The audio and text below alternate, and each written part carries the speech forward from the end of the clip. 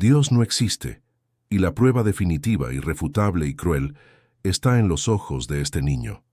La frase, afilada como un bisturí de obsidiana, cortó el silencio expectante del cavernoso auditorio.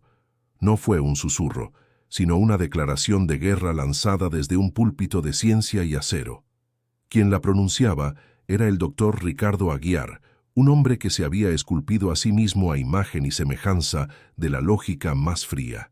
Neurocientífico de fama mundial, su rostro anguloso y su mirada de un gris acerado aparecían con frecuencia en portadas de revistas científicas y programas de debate donde solía aniquilar con precisión quirúrgica cualquier argumento que no estuviera respaldado por datos empíricos. Su traje de diseñador, de un color carbón que parecía absorber la luz y la esperanza, y su postura, erguida y desafiante, gritaban control absoluto. Detrás de él, una pantalla de ultra alta definición, tan grande como la vela de un galeón, proyectaba una imagen tridimensional del cerebro de un niño. Era una obra de arte tecnológico, un mapa de la conciencia humana en vibrantes colores que representaban el flujo de la sinapsis. Sin embargo, una zona teñida de un rojo carmesí que simbolizaba la ausencia, el vacío absoluto, era el foco de toda la presentación. Era la imagen de una puerta que nunca se abriría, de una esperanza biológicamente muerta. El escenario era el gran auditorio del Instituto Aguiar de Neurociencia, un monolito de cristal y titanio que se alzaba en el corazón del distrito financiero, un templo erigido a la razón humana. El doctor Aguiar se movía por él con la fluidez depredadora de un tiburón en su propio acuario, un reino construido con mármol helado, acero pulido y una fe inquebrantable en una sola deidad, el método científico. Lo que están presenciando, damas y caballeros de la prensa, y lo que quiero que graben en sus mentes y en sus portadas, continuó, su voz amplificada por el sistema de sonido, resonando con una claridad metálica. Es una atrofia congénita y bilateral de los nervios ópticos. Permítanme traducirlo para los poetas y los creyentes presentes en la sala. Este niño, Samuel, no tiene los cables necesarios para conectar sus ojos con su cerebro. Nunca ha visto un color, ni el rostro de su madre ni su propio reflejo. Y nunca lo hará. No por un pecado original, no porque una deidad caprichosa así lo haya decidido. Es ciego por la misma razón que una piedra no puede volar. Las leyes de la física y la biología se lo impiden. Las autopistas de la información visual, sencillamente, no fueron construidas en la arquitectura de su cerebro. Es un hecho, es la verdad. La audiencia, una mezcla cuidadosamente seleccionada de periodistas de renombre, académicos escépticos y potenciales inversores, asentía en un silencio casi reverencial. Estaban presenciando la ejecución pública de la fe. En la primera fila, empequeñecido por la escala del evento, se encontraba Samuel. A sus 8 años parecía un gorrión atrapado en una jaula de águilas. Estaba sentado junto a la hermana Isabel, la directora del humilde orfanato Hogar de la Esperanza, una mujer cuyo rostro estaba surcado por la preocupación.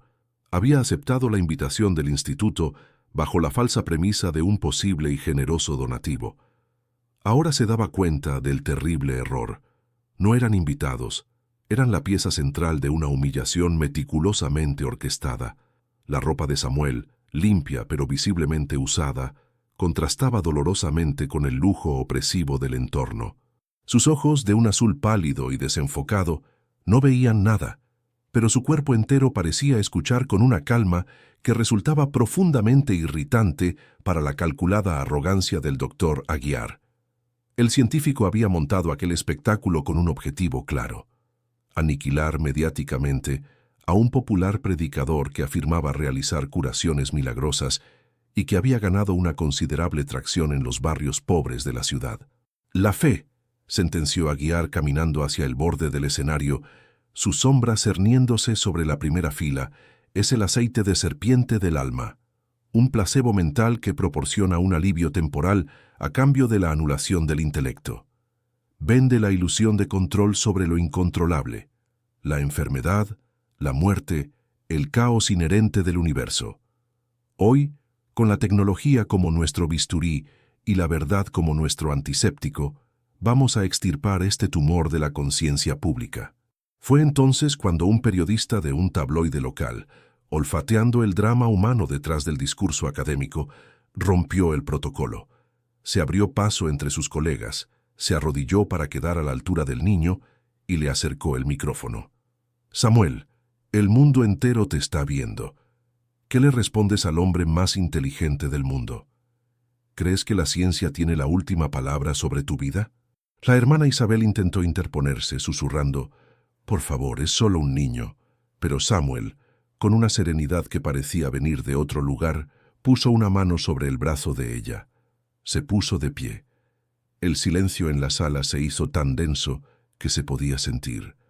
Todas las cámaras, todos los ojos, se clavaron en esa frágil figura.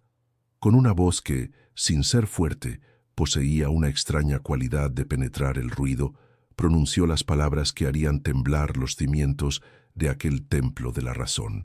«Dios me dijo que la luz va a volver». Un murmullo colectivo, una mezcla de compasión y burla, onduló entre la audiencia. El doctor Aguiar sonrió. Era perfecto. El guión se desarrollaba tal como lo había previsto. Pero el niño no había terminado. Giró su cabeza, no al azar, sino con una precisión desconcertante, apuntando directamente al rostro del científico en el escenario. «Pero no para mis ojos», precisó. La sonrisa de Aguiar titubeó. Aquello no estaba en el guión.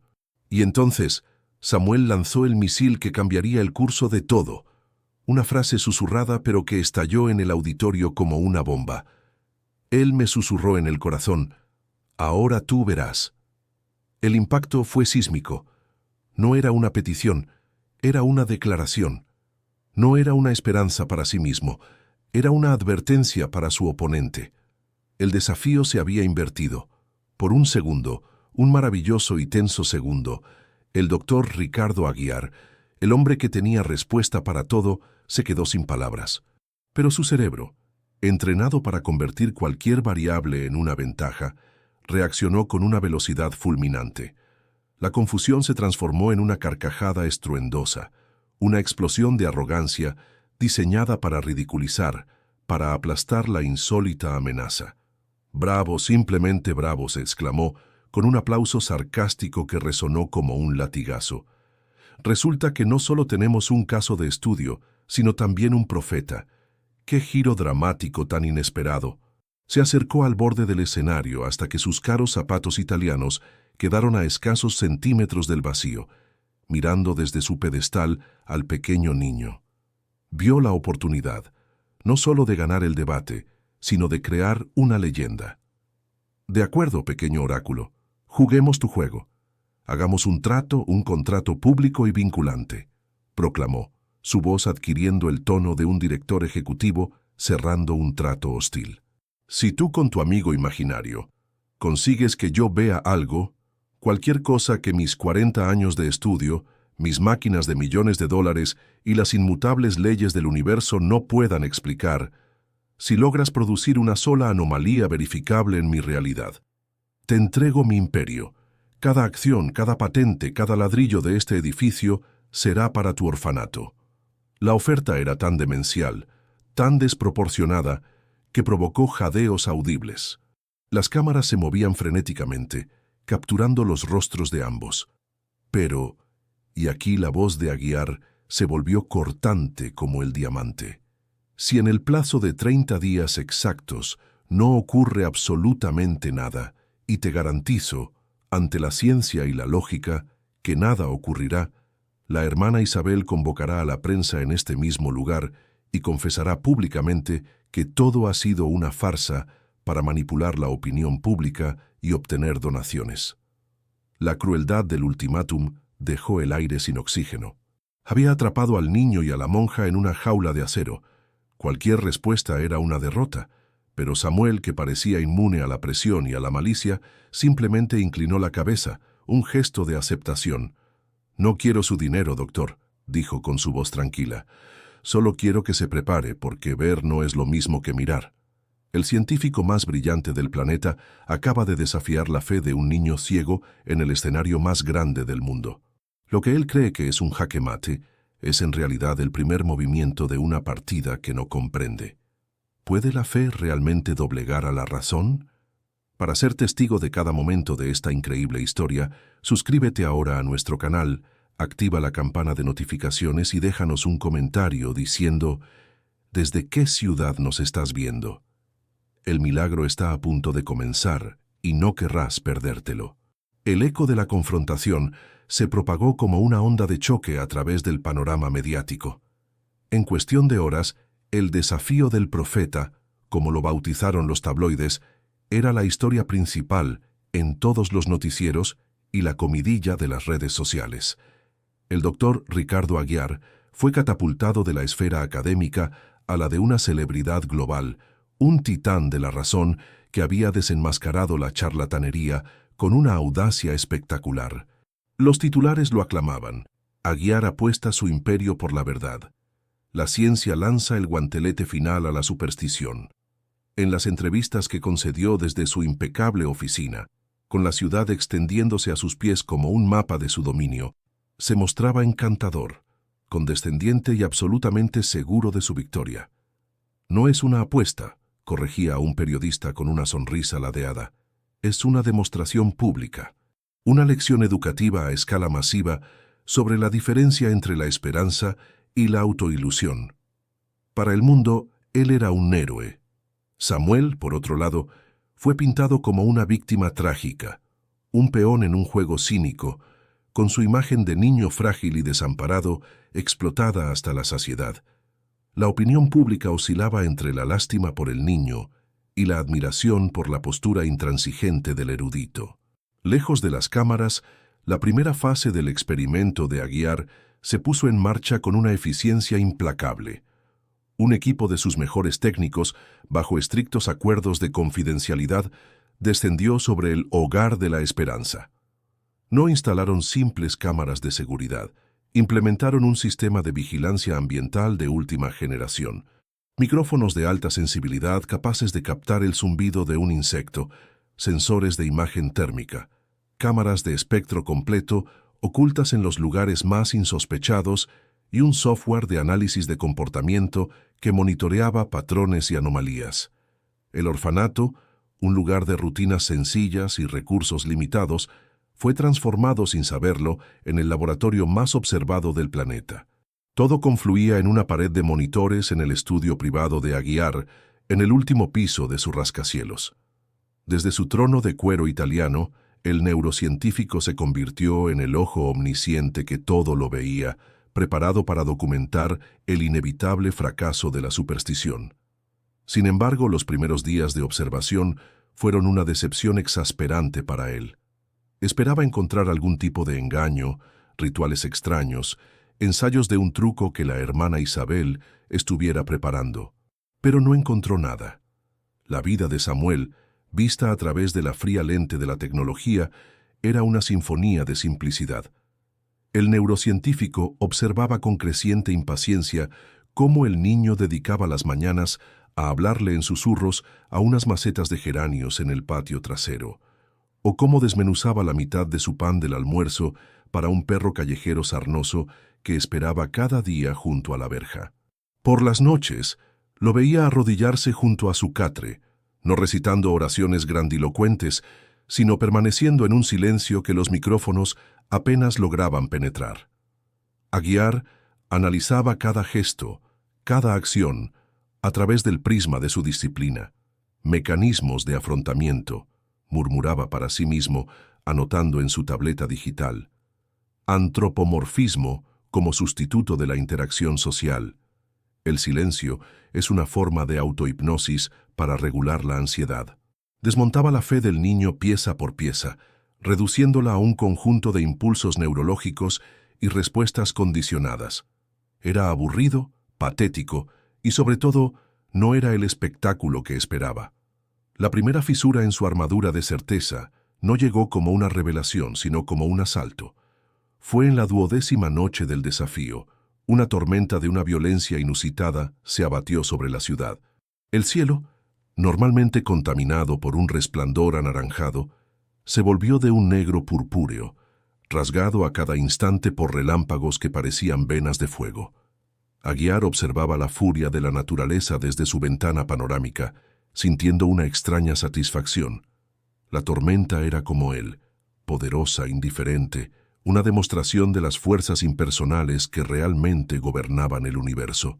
El viento aullaba contra el cristal blindado de su oficina, y la lluvia golpeaba con la fuerza de 1.000.000 de pequeños martillos.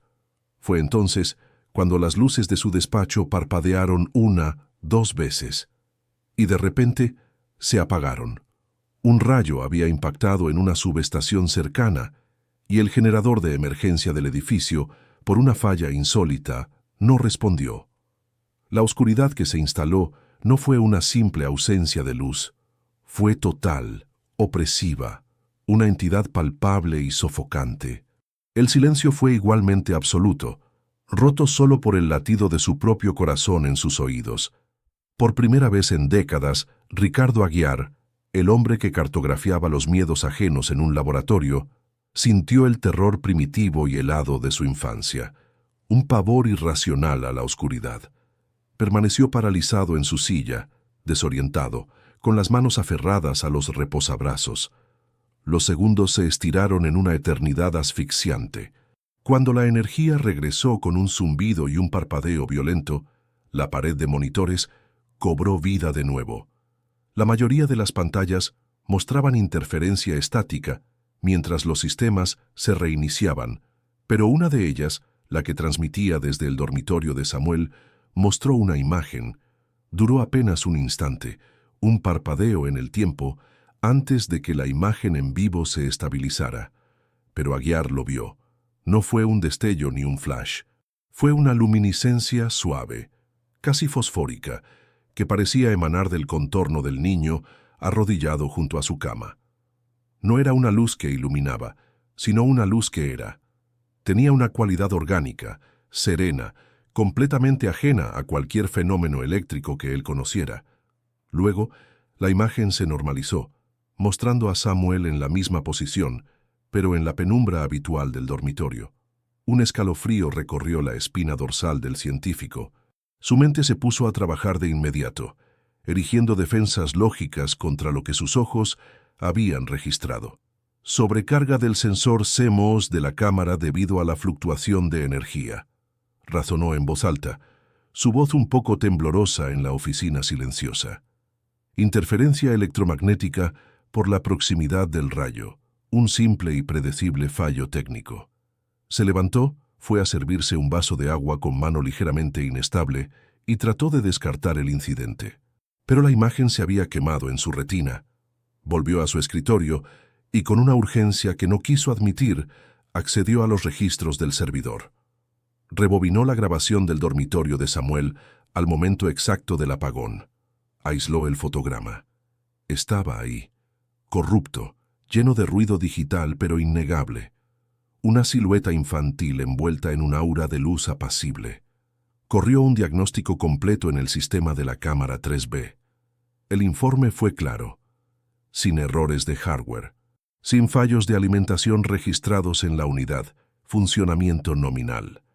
La explicación lógica a su refugio seguro se había desvanecido. Se quedó mirando fijamente el fotograma congelado, la suave luminiscencia imposible reflejada en sus pupilas dilatadas, mientras el resto de la ciudad seguía sumida en la oscuridad.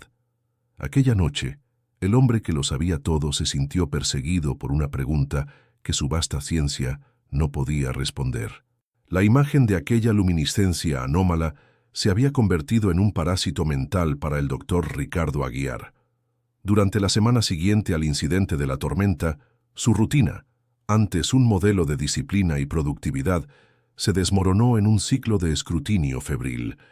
El desafío del profeta había dejado de ser una demostración pública para convertirse en una obsesión privada, una espina clavada en la pulcra matriz de su realidad. Pasaba las noches en vela, no en su laboratorio principal avanzando en sus investigaciones sobre la memoria, sino encerrado en su estudio, reproduciendo en un bucle infinito aquel único y corrupto fotograma. Lo sometió a todos los análisis imaginables: espectrometría de color, análisis de patrones de ruido digital, algoritmos de reconstrucción de imagen. Cada resultado era un callejón sin salida que solo intensificaba su frustración. La luz no correspondía a ningún fenómeno óptico conocido y el sistema insistía en su propio funcionamiento impecable. Para su equipo y el mundo exterior, él seguía proyectando una fachada de control férreo, pero por dentro libraba una batalla contra una duda insidiosa que carcomía los cimientos de su certeza. Mientras la mente del científico se enredaba en las espirales de la paranoia, una transformación sutil pero palpable comenzaba a florecer en el hogar de la esperanza. Era un cambio que sus avanzados sensores registraban, pero que su lógica no podía procesar adecuadamente. Su software de análisis de comportamiento, programado para detectar desviaciones de la norma, empezó a generar alertas que Aguiar inicialmente descartó como irrelevantes. La primera fue un cambio en el perfil acústico del orfanato. La frecuencia de las discusiones entre los niños, antes un pico predecible en las tardes, había disminuido en un 70%. En su lugar, los micrófonos captaban ahora fragmentos de canciones infantiles y un murmullo de conversaciones más sosegadas.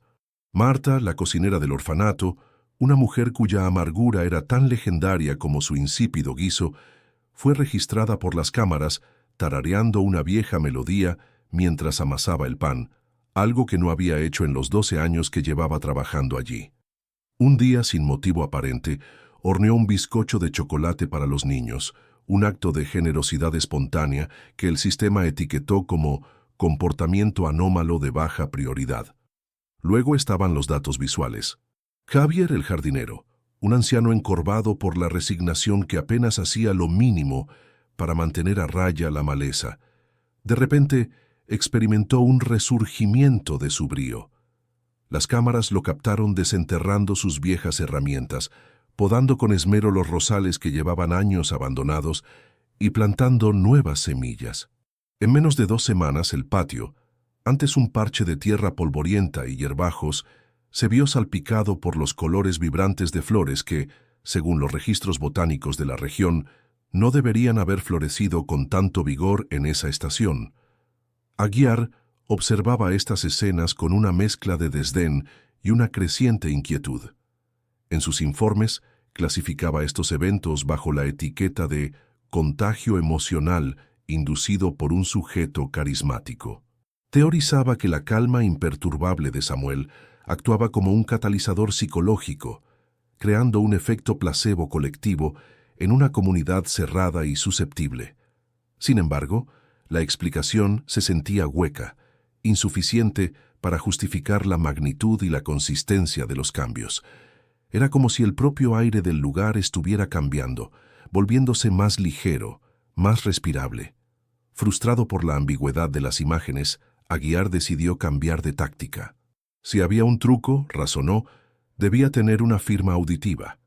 Dedicó entonces su atención a las horas y horas de grabaciones de audio del dormitorio de Samuel, un océano de silencio nocturno que se prometía a analizar con la tenacidad de un astrónomo buscando una señal en el ruido cósmico. Noche tras noche, se sentaba en la penumbra de su oficina, con auriculares de estudio que aislaban cualquier sonido del mundo exterior, escuchando la respiración acompasada del niño, el crujido ocasional del viejo somier, el lejano ulular de una sirena en la ciudad. Aplicó filtros de audio forenses, algoritmos diseñados para aislar susurros en medio de un huracán, buscando cualquier cosa, una instrucción susurrada por un dispositivo oculto, una frecuencia anómala, una señal codificada. No encontró nada. El silencio era puro, absoluto. La segunda fisura en su realidad, mucho más profunda y devastadora que la primera, llegó en la 19ª noche. Eran las 3 de la madrugada, la hora del lobo, cuando la mente es más vulnerable. Aguiar, con los ojos enrojecidos por el cansancio y el cuerpo tenso por la cafeína, estaba a punto de rendirse. Estaba revisando los datos de la fase de sueño REM de Samuel, donde la actividad cerebral es más alta.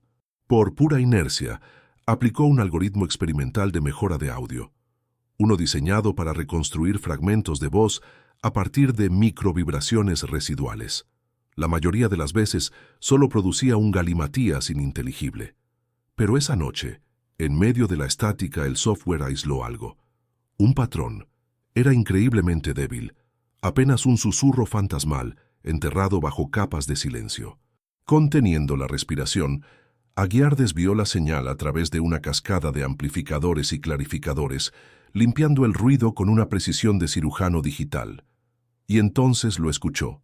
No era un murmullo de sueño. Eran palabras. La voz era inconfundiblemente la de Samuel, pero tenía una resonancia, una cadencia de una tristeza insondable, como si hablara desde un lugar muy antiguo y profundo, y las palabras que pronunció hicieron que la sangre de Ricardo Aguiar se helara en sus venas. No eran para el niño, ni para Dios en un sentido abstracto, eran para él. Él no sabe lo que hace, susurró la voz cristalina en sus oídos. Perdónalo, padre, él también está en la oscuridad. Aguiar se arrancó los auriculares de la cabeza como si estuvieran al rojo vivo y los arrojó contra la pared de monitores. Se puso de pie de un salto, derribando su silla. El corazón le martilleaba en el pecho con una violencia que le robaba el aliento. Un sudor frío le perlaba la frente. Él también está en la oscuridad. La frase era un eco directo de su pánico durante el apagón, una verdad que no había confesado a nadie, un miedo que ni siquiera se había articulado a sí mismo con tanta claridad. Miró a su alrededor, a su oficina sellada y segura que de repente se sentía violada, expuesta. ¿Cómo? ¿Cómo era posible? La paranoia se apoderó de él. Un micrófono oculto en su propia oficina, un hacker en su sistema. Llamó a su jefe de seguridad, despertándolo con una furia incoherente, exigiendo un barrido electrónico inmediato. Pero en el fondo de su ser, en un lugar que la ciencia no podía tocar, sabía que la explicación no era tecnológica. Aquellas palabras no habían sido captadas, habían sido emitidas. Y el objetivo era él. Se acercó a la ventana y miró la ciudad dormida, un tapiz de luces indiferentes. Por primera vez en su vida, el gran doctor Ricardo Aguiar se sintió como un espécimen bajo un microscopio, y un terror helado le susurró que el observador ahora estaba siendo observado. El susurro de Samuel, aislado y amplificado en la soledad de su estudio, se había convertido en el epicentro de un terremoto que estaba demoliendo el paisaje interior del doctor Ricardo Aguiar. A aquellas palabras, él también está en la oscuridad, no eran una mera anomalía auditiva, eran un diagnóstico preciso de su alma, una verdad que ni él mismo se había atrevido a formular. El incidente transformó su metódica investigación en una cacería de brujas personal y enloquecida. El desafío del profeta, concebido como un gran espectáculo para la glorificación de la razón, se había retorcido en una forma de tortura psicológica a medida. La paranoia, una condición que él solía estudiar en sus pacientes con fría distancia clínica, ahora se había convertido en su sombra, siguiéndolo por los pasillos estériles de su instituto, sentándose frente a él en su escritorio de caoba y reflejándose en sus propios ojos en la pantalla apagada de sus monitores. Su vida, antes un modelo de orden y control, se sumió en el caos. Las reuniones de la junta directiva se volvieron un murmullo indistinguible. Los informes de sus jefes de departamento se apilaban sin leer, y el aroma del café negro y fuerte era el único combustible que lo mantenía en pie a través de una sucesión de noches en blanco. Su primera y más predecible reacción fue buscar un chivo expiatorio tecnológico. La posibilidad de que su sistema, su obra maestra de seguridad y vigilancia, hubiera sido comprometido era una afrenta personal. Contrató a una firma de ciberseguridad de élite, exagentes de inteligencia gubernamental que llegaron en vehículos sin distintivos y barrieron cada centímetro de su oficina y del centro de datos con dispositivos que parecían sacados de una película de espías. Buscaban micrófonos láser, troyanos durmientes, vulnerabilidades de día cero, cualquier cosa. Durante 48 horas, su santuario de la lógica fue invadido por hombres de rostro impasible que hablaban en un acrónimo de jerga técnica. El veredicto final, entregado en una tableta encriptada, fue tan absoluto como aterrador. El sistema es hermético, cero intrusiones, cero anomalías, cero vulnerabilidades detectadas. En lugar de alivio, una oleada de pánico helado recorrió a Aguiar. Sus propias herramientas, la vanguardia de la tecnología humana, le estaban diciendo que el fantasma no estaba en la máquina. El fantasma estaba en otro plano por completo y estaba jugando con él. La observación pasiva se dio cuenta con una claridad aterradora. Era una estrategia perdedora. Estaba cediendo todo el control, permitiendo que el fenómeno Samuel se desarrollara a su propio ritmo y bajo sus propias reglas. Necesitaba cambiar el paradigma. Necesitaba pasar de ser un observador a ser un catalizador. Debía intervenir, provocar, forzar la mano de lo que fuera que estuviera ocurriendo en aquel orfanato. Debía llevar el laboratorio al sujeto.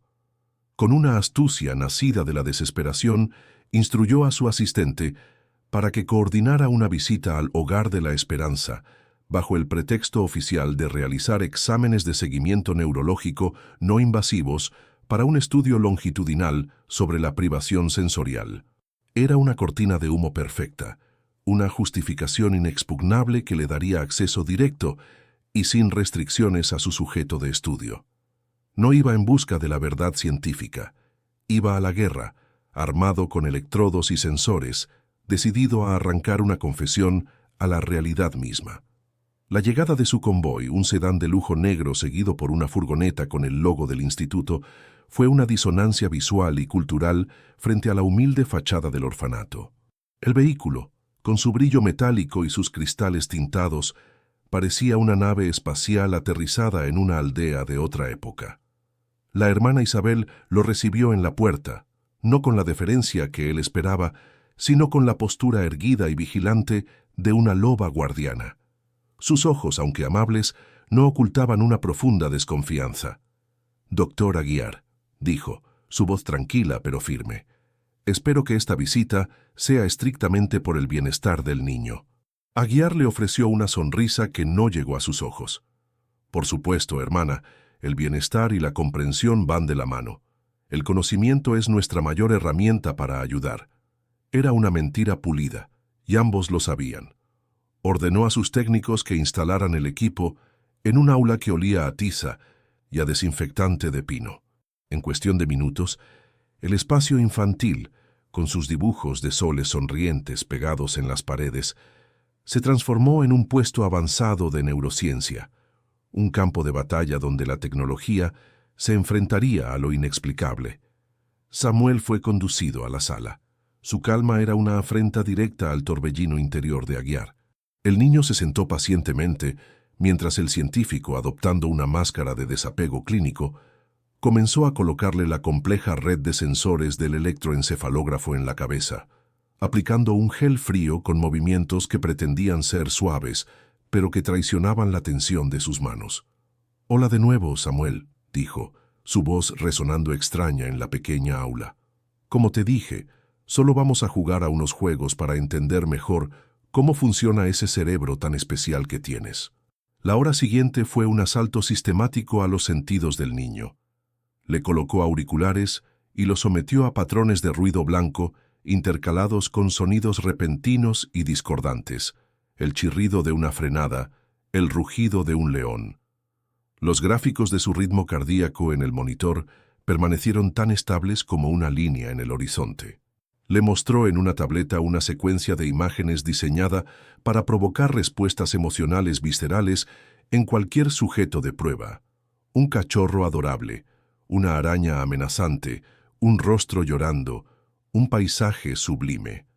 Su respuesta galvánica, que mide la microsudoración de la piel, no registró la más mínima fluctuación. Era como si el niño estuviera observando todo desde un lugar de paz inexpugnable, un santuario interior al que ningún estímulo externo podía acceder. La frustración de Aguiar comenzó a hervir, disolviendo su fachada profesional. Desconectó los sensores con un gesto brusco. El método científico había fracasado. Era hora de la fuerza bruta psicológica. Se inclinó sobre el niño, su sombra cubriéndolo por completo, su voz bajando a un siseo intenso. «Se acabó la farsa, Samuel. Esto no es normal. Tu calma no es normal. Eres un truco muy bien ensayado, pero todo truco tiene un secreto, un titiritero. ¿Quién es? La monja te droga. Llevas un auricular oculto. ¿Quién te alimenta la información? ¿Quién te contó sobre mí? Lanzó las acusaciones como si fueran piedras, esperando ver una grieta, una vacilación, una señal de miedo en el rostro del niño. Pero Samuel simplemente inclinó la cabeza, como si estuviera escuchando una pieza musical lejana. Y cuando Aguiar, sin aliento y temblando de una rabia impotente, finalmente se detuvo, el niño ejecutó su movimiento. Levantó la mano, no con la rapidez de un reflejo, sino con la lentitud deliberada de un gesto sagrado. Con la yema de sus dedos, apenas rozó la piel áspera por el cansancio en la mejilla de Aguiar. El contacto fue una chispa en la oscuridad, un punto de conexión que rompió todas las barreras. «Doctor», susurró Samuel, su voz una brisa suave en medio del huracán de la ira del hombre. «Sus ojos están tan cansados». Hizo una pausa que se extendió por una eternidad, un silencio en el que Aguiar pudo oír el latido de su propia sangre. ¿Por qué tiene tanto miedo de cerrarlos para dormir? El impacto de la pregunta fue absoluto. No fue una pregunta, fue una llave que abrió la bóveda más secreta de su ser, exponiendo su tormento más íntimo a la luz. Su insomnio, su lucha nocturna contra un terror sin nombre, su vergüenza más profunda, revelada. Un escalofrío violento lo sacudió. Retrocedió de un traspié, derribando una bandeja de instrumental que cayó al suelo con un estrépito metálico. Balbuceó algo ininteligible a su equipo sobre un fin de la prueba. Recogió su maletín y prácticamente huyó del orfanato. Esa noche, el sueño, cuando finalmente llegó, no fue un escape, sino la trampa final. Se vio a sí mismo en una caída libre a través de una negrura infinita, un pozo sin fondo donde el frío le calaba hasta los huesos y el silencio era tan absoluto que dolía. Mientras se precipitaba hacia la aniquilación, aterrorizado, una voz resonó en el vacío, no desde fuera, sino desde dentro de él. Era la voz de Samuel, clara y llena de una compasión insoportable. «No tenga miedo de la oscuridad, doctor. Es solo allí donde las estrellas aprenden a brillar». Ricardo Aguiar se despertó con su propio grito ahogado, el corazón galopando como un animal enjaulado. Estaba empapado en sudor, temblando en la oscuridad de su lujoso dormitorio. El hombre de ciencia estaba muerto. En su lugar había un hombre aterrorizado, un sujeto de experimentación en un laboratorio cuyas dimensiones no podía ni empezar a concebir. Los días que siguieron a la debacle en el orfanato fueron para el doctor Ricardo Aguiar un descenso en espiral hacia el corazón de su propio infierno personal. El sueño profético, con su caída interminable y su susurro de estrellas, había demolido los últimos vestigios de su arrogancia. Ahora en su lugar reinaba un miedo primordial y visceral, una ansiedad tan densa que parecía alterar la propia atmósfera de su penthouse. El hombre que había diseccionado el miedo en un laboratorio, reduciéndolo a meras reacciones químicas en la amígdala, se encontraba ahora ahogándose en él, prisionero de un terror que desafiaba toda categorización científica. El plazo de 30 días del desafío se acercaba a su fin, una cuenta atrás que resonaba en su cabeza como el tic-tac de una bomba de tiempo. Había programado una gran conferencia de prensa para el día final, un evento que originalmente había concebido como su vuelta de la victoria, el momento en que expondría la farsa de la fe ante el mundo y cimentaría su legado como el campeón supremo de la razón. Sin embargo, la perspectiva de ese evento ahora lo llenaba de un pavor indecible. ¿Qué iba a decir? ¿Cómo podría pararse frente a las cámaras y declarar una victoria que se sentía, en lo más profundo de su ser, como la más aplastante de las derrotas? Su comportamiento se volvió errático, irreconocible para sus colegas y su personal. Las largas horas que antes pasaba analizando los datos del orfanato, ahora las dedicaba a un ritual compulsivo y desesperado. Rebobinaba y reproducía las grabaciones de Samuel no en busca de un truco, sino con la esperanza maníaca de encontrar una última pieza de evidencia que le devolviera su cordura, una justificación lógica que pudiera anclar su mente a la deriva. Se aferraba a la posibilidad de un engaño como un náufrago a un trozo de madera en medio de un océano tempestuoso. ¿Podría ser una tecnología de audio subliminal increíblemente avanzada? ¿Una forma de hipnosis masiva a distancia? Sus teorías se volvían cada vez más extravagantes, más inverosímiles que el propio milagro que se negaba a aceptar.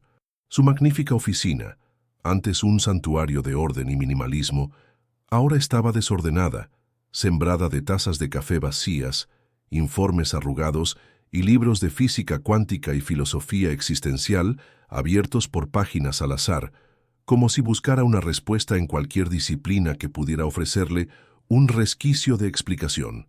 Físicamente, era la sombra del hombre que era. Su rostro estaba demacrado, ojeroso, y sus trajes, antes impecables, ahora colgaban de su cuerpo adelgazado. El titán de la ciencia parecía un hombre embrujado, perseguido por el fantasma de un niño ciego. Mientras tanto, en el hogar de la esperanza, la atmósfera en la víspera del plazo final era completamente diferente. No había tensión ni ansiedad, solo una corriente subterránea de expectación serena que parecía emanar del propio Samuel. El niño, ajeno al tormento que consumía a su adversario, seguía con sus rutinas sencillas: regar las flores del jardín, que ahora florecían con una vitalidad casi sobrenatural; contarles historias a los niños más pequeños, cuyas pesadillas habían disminuido notablemente; y pasar tiempo en silencio, sentado bajo un viejo roble en el patio. Sin embargo, esa noche, la noche 29ª, hubo un cambio. La hermana Isabel, al pasar junto a su dormitorio, notó que el niño no estaba en su cama. Lo encontró en la pequeña y humilde capilla del orfanato, un espacio sencillo con apenas un altar de madera y unas pocas bancas gastadas. Las cámaras de Aguiar, aún operativas, aún transmitiendo fielmente cada momento, capturaron la escena con una claridad cruda y sin adornos. Samuel no estaba rezando de la forma convencional, estaba arrodillado sobre el frío suelo de piedra, con la cabeza inclinada, en un estado de profunda comunión que trascendía las palabras. No pedía por sí mismo. No había súplicas por la vista, ni lamentos por su condición. Sus labios apenas se movían, pero los micrófonos de alta sensibilidad de Aguiar, ajustados al máximo, lograron captar los fragmentos de un susurro cargado de una empatía devastadora. «Mi Dios, sé que nunca se trató de mí», murmuraba la voz infantil, entrecortada por una emoción que parecía demasiado vasta para su pequeño cuerpo. El milagro es para él. Está tan perdido, tan solo en su gran casa. Tiene tanto miedo de la oscuridad que hay dentro de él. Por favor, Padre, dale tu luz, no la luz que entra por los ojos, sino la otra, la que calienta el corazón. Por favor, déjalo ver lo que tú ves. Las lágrimas, silenciosas y cristalinas, rodaban por sus mejillas, no de tristeza por sí mismo, sino de una compasión abrumadora por el hombre que lo había humillado públicamente. En su torre de cristal y acero, Ricardo Aguiar observaba la escena en su monitor principal. Cada palabra del niño era como una brasa ardiente cayendo sobre su conciencia expuesta. La sinceridad del ruego, la pureza de esa entrega desinteresada, era algo para lo que no tenía defensas. Era un fenómeno que no podía diseccionar, ni medir, ni explicar. Era un acto de amor tan puro que resultaba violento para su alma endurecida por el cinismo. Durante un largo momento, permaneció inmóvil, paralizado por una tormenta de emociones conflictivas. La ira por su propia vulnerabilidad, el miedo a lo que estaba presenciando y, muy a su pesar, una punzada de una extraña y dolorosa admiración. Se sentía desnudado, juzgado no por un Dios en el cielo, sino por la bondad incomprensible de un niño. Y entonces, algo dentro de él se rompió. La tensión acumulada durante semanas de insomnio y paranoia estalló en un único acto de violencia catártica. Con un grito gutural, una mezcla de rabia y desesperación, agarró un pesado trofeo de cristal que había ganado por sus contribuciones a la neurociencia y lo arrojó con toda su fuerza contra la pared de monitores. El impacto fue ensordecedor. La pantalla que mostraba la imagen de Samuel en la capilla se hizo añicos, explotando en una telaraña de cristales rotos. Pero en el instante exacto en que el trofeo golpeó la pantalla, una reacción en cadena imposible ocurrió. No fue una simple sobrecarga eléctrica. Todas las luces de su inmenso estudio, desde los focos halógenos del techo hasta la lámpara de diseño de su escritorio y las luces LED de sus equipos, parpadearon una vez y luego estallaron en un destello de luz blanca, pura e increíblemente intensa.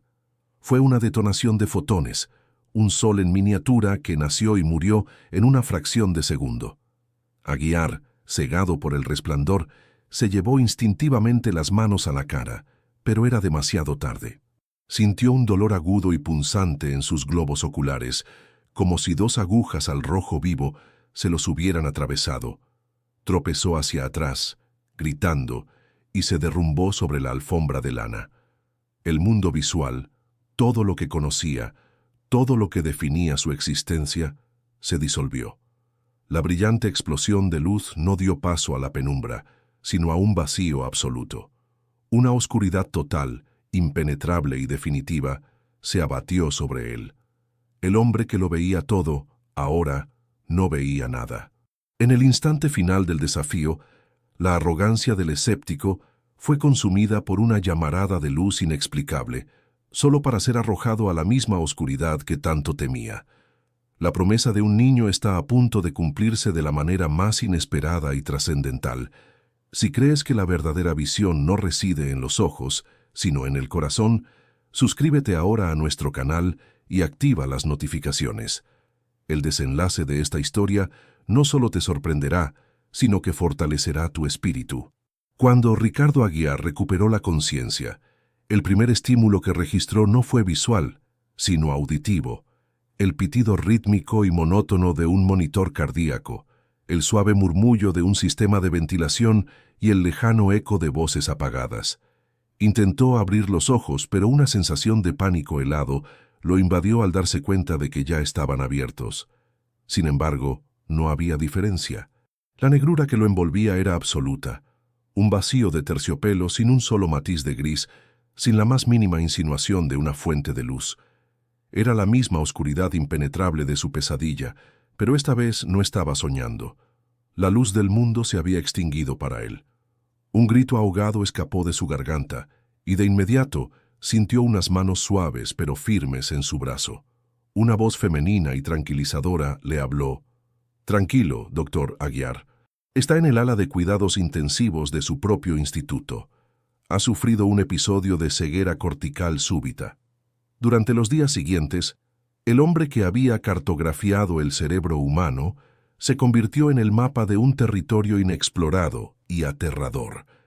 Los mejores oftalmólogos y neurólogos del mundo, muchos de ellos antiguos alumnos o colegas suyos, lo sometieron a una batería exhaustiva de pruebas. Las resonancias magnéticas funcionales, las tomografías por emisión de positrones, los electroretinogramas. Cada prueba arrojaba el mismo resultado desconcertante. Sus ojos estaban en perfecto estado, las retinas intactas, los nervios ópticos funcionales. Su corteza visual, el área del cerebro responsable de procesar las imágenes, no mostraba ningún daño, ninguna lesión, ningún coágulo. Fisiológicamente, su sistema visual estaba impecable. Sin embargo, era completa y absolutamente ciego. Los expertos se reunían en las salas de conferencias discutiendo su caso en susurros, acuñando términos como ceguera psicógena disociativa o síndrome de apagón neuronal idiopático. Eran etiquetas sofisticadas para una verdad muy simple. No tenían ni la más remota idea de lo que le había ocurrido. La noticia de su inexplicable ceguera se filtró a la prensa, desatando una tormenta mediática mundial. El ironista más grande de la ciencia, el hombre que había usado la ceguera de un niño como arma, ahora estaba atrapado en su propia noche eterna. Humillado, impotente y aterrorizado por la incesante oscuridad, Ricardo se hundió en una profunda depresión. El mundo que había dominado a través de la observación y el análisis se había convertido en una prisión sensorial. El silencio de su lujosa habitación de hospital era una tortura. amplificando el torbellino de sus pensamientos. La conferencia de prensa programada para el día 30 llegó y pasó. Su equipo legal emitió un comunicado vago citando problemas de salud inesperados. El desafío quedó en un limbo, sin un ganador declarado, pero en la mente de Ricardo la derrota era total y aniquiladora. Pasó semanas en ese estado de desesperación, rechazando la ayuda de psiquiatras y terapeutas, hasta que una noche, en el punto más bajo de su desesperanza, un recuerdo emergió de las profundidades de su memoria atormentada. La imagen de Samuel, arrodillado en la capilla, rezando no por sí mismo sino por él. Era el único acto de bondad genuina que había recibido en años. Con la última pizca de voluntad que le quedaba, pronunció una petición que asombró a su enfermera de turno. «Llévenme al orfanato. Necesito ver a ese niño». El viaje fue una experiencia de humildad absoluta. Guiado por el brazo de la enfermera, el gran doctor Aguiar, ahora reducido a una figura frágil y desorientada, caminó por los pasillos que una vez había recorrido con tanta arrogancia. El aire del Hogar de la Esperanza le pareció diferente, más cálido, cargado con el aroma de pan recién horneado y de las flores del jardín. La enfermera lo condujo al patio trasero, donde el sol de la tarde bañaba todo con una luz dorada que él solo podía sentir como un calor en su piel. «Está allí», le susurró la enfermera, junto a los rosales. Ricardo avanzó a tientas, con las manos extendidas, hasta que sus dedos rozaron los pétalos suaves de una rosa. Y entonces escuchó la voz tranquila de Samuel. «Son de un color rojo muy intenso hoy, doctor». El niño estaba sentado en la hierba, ajeno a la conmoción que su presencia provocaba. Al escuchar su voz, toda la soberbia, toda la resistencia de Ricardo se desmoronó. El dique de su orgullo se rompió y un torrente de emociones reprimidas lo inundó. Cayó de rodillas sobre la hierba húmeda y por primera vez desde que era un niño pequeño, lloró. Lloró con sollozos profundos y desgarradores, un llanto de dolor, de miedo, de una pérdida tan profunda que no tenía palabras. El niño, «Tú tenías razón», sollozó, con el rostro oculto entre las manos. «Gané el desafío, pero lo he perdido todo. No puedo ver, no hay nada, solo esta interminable oscuridad». Samuel se levantó y se acercó a él. El científico sintió las pequeñas manos del niño en su cabeza, apartando suavemente sus propios dedos de su rostro. Con una delicadeza infinita, Samuel usó sus pulgares para secar las lágrimas de las mejillas del hombre. «Se equivoca, doctor», susurró el niño, su voz una melodía de paz en medio de la tormenta de Aguiar. La promesa no era sobre sus ojos, la promesa era «ahora tú verás». Y en ese preciso instante, algo cambió. La visión física de Ricardo no regresó. La negrura externa permaneció inalterada. Pero en su interior, en el oscuro teatro de su mente, una luz diferente comenzó a amanecer. No era una luz de fotones y ondas, sino una luminiscencia cálida y expansiva que brotaba de su propio corazón. Era la luz de la comprensión, de la humildad, de la conexión. La paz que sintió fue tan abrumadora, tan real, que lo dejó sin aliento.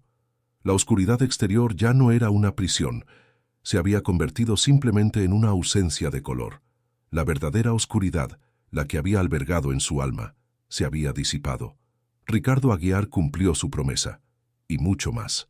Inició los trámites para transferir la totalidad de su fortuna, su instituto y todas sus patentes, a una nueva fundación administrada por la hermana Isabel, dedicada a ayudar a niños necesitados en todo el mundo. Su redención fue tan pública y total como lo había sido su arrogancia. El hombre que una vez había declarado la muerte de Dios en televisión nacional, ahora pasaba sus días en el orfanato. Aprendió a navegar el mundo sin la vista, guiado por los otros sentidos, y descubrió una riqueza en las texturas, los sonidos y los olores que nunca antes había conocido. Se convirtió en el maestro de ciencias de los niños, enseñándoles no desde la arrogancia del conocimiento absoluto, sino desde la maravilla del descubrimiento. La historia termina meses después, con una escena en el mismo jardín.